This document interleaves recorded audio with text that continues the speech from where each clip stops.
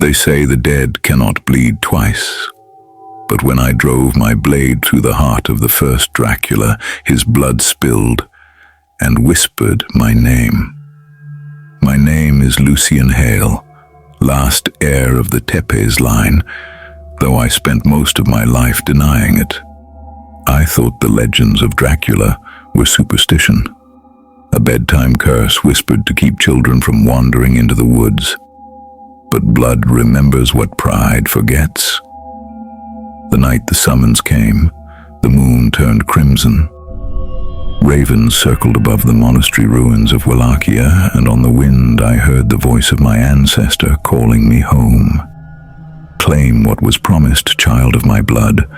The throne of midnight awaits its master. I should have burned the letter. Instead, I followed it into darkness. The castle stood where the Carpathians split the sky, a fortress carved from obsidian, older than the First Crusade. Its gates opened as if by memory, recognizing the blood in my veins. Inside, the torches burned with black fire. Every portrait stared with familiar eyes. At the far end of the hall, upon a throne of bone and crimson glass, sat the one the world called Dracula Prime, the first of my line. His hair was silver, his face ageless, his eyes a storm between eternity and ruin. "You came," he said, voice colder than the tombs below. "I came to end you," I replied. He smiled, showing fangs that could cut through centuries. Then let blood decide. The battle began at the stroke of midnight. The throne chamber became a hurricane of claws and steel. His every strike was ancient precision. Mine was fury and will. When his talons tore my chest open, I tasted my own death. And something inside me awakened. It wasn't courage, it was heritage. The blood of Vlad Tepes ignited like wildfire in my veins. I struck back, my blade, forged from silver, tempered in holy oil, etched with my mother's prayers, found its mark. Dracula staggered, black smoke pouring from the wound, but instead of dying, he laughed. "Do you think death is victory, boy? There is no death for our kind, only inheritance." He seized my wrist and pulled me close until our foreheads touched. Then hear the pact of blood. The world fell away. We stood within a storm of red light, not fire, not blood, but something in between. Dracula's eyes glowed like dying suns. "I forged the Crimson Pact with the abyss to rule the night eternal," he said. "But power demands a successor. I cannot die until my blood accepts another. I will not be your shadow." I spat. He smiled. "You already are. You are my echo made flesh." Then he pressed his bleeding hand to my chest. The blood burned like molten iron. "Drink and rise." Pain, unlike any mortal agony, consumed me. My heart stopped. My soul fractured. And then I heard them.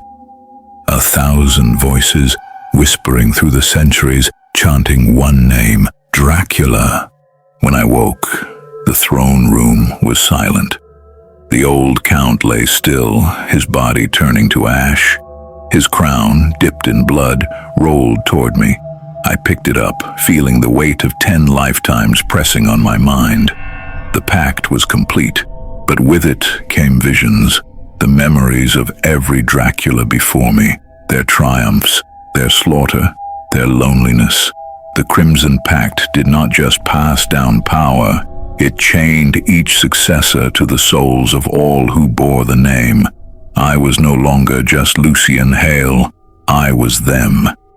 Days bled into nights.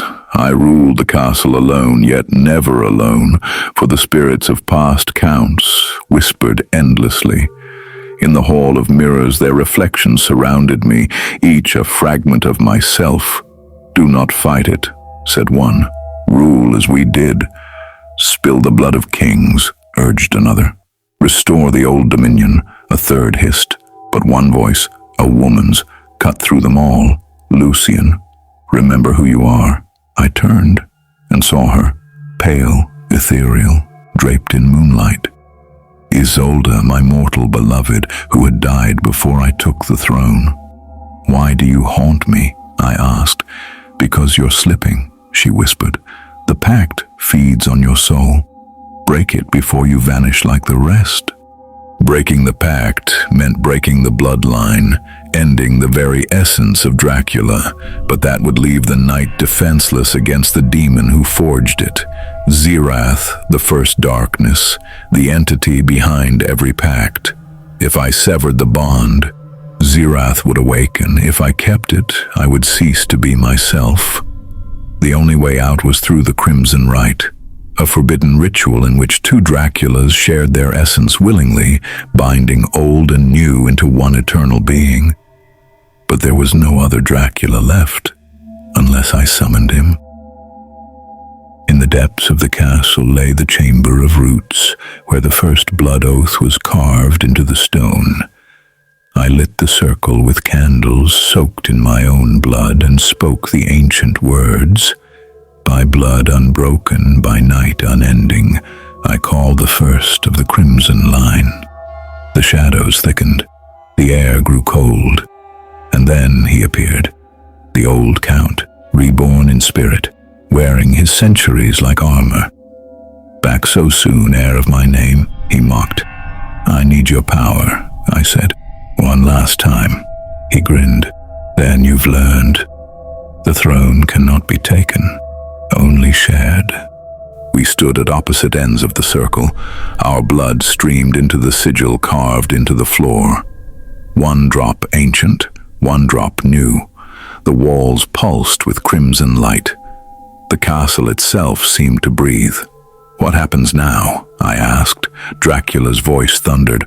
"We fight, not for the throne, but for balance. If you conquer me again, the pact becomes yours alone. If I consume you, I return reborn. Either way, only one Dracula survives." The chamber erupted in flame. This was not a duel of blades, but of wills. Every strike was a memory, every wound a sin returned. He became the storm, bats, wolves, mist. I became the silence between heartbeats. He called upon the darkness of ages. I called upon the light of defiance. When our powers collided, the castle shattered, the mountains split, the sky itself bled red. At the final moment, he drove his claws through my heart. But I smiled, because it was my trap. I pulled him close and whispered, "You taught me this. Only those who bleed can rule the night." Then I plunged the obsidian dagger, the same that once ended his mortal life, through both our hearts. The explosion was silent. Light and shadow consumed each other until only a single spark remained. When the world returned, I was lying on the shattered throne. The old Dracula was gone, but I could feel him inside me, not as a parasite, but as a presence. The Crimson Pact had not been broken, it had been rewritten. Two wills became one. I was not just the heir of Tepes, I was the fusion of every Dracula who had ever lived, the first and the last. Weeks later, the world whispered of storms in the east and a new lord ruling from the ruins of Poinari. I no longer hid in darkness, I commanded it.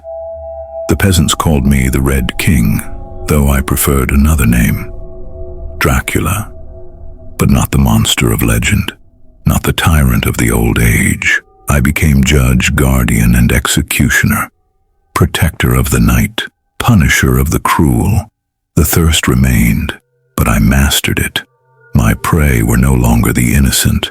They were those who fed on others without remorse. A new order was born, the Order of the Crimson Pact. Vampires sworn not to enslave mankind, but to keep the balance between dark and light. Centuries will call this era the reign of the Crimson Pact, the time when Dracula ceased to be a curse and became a crown.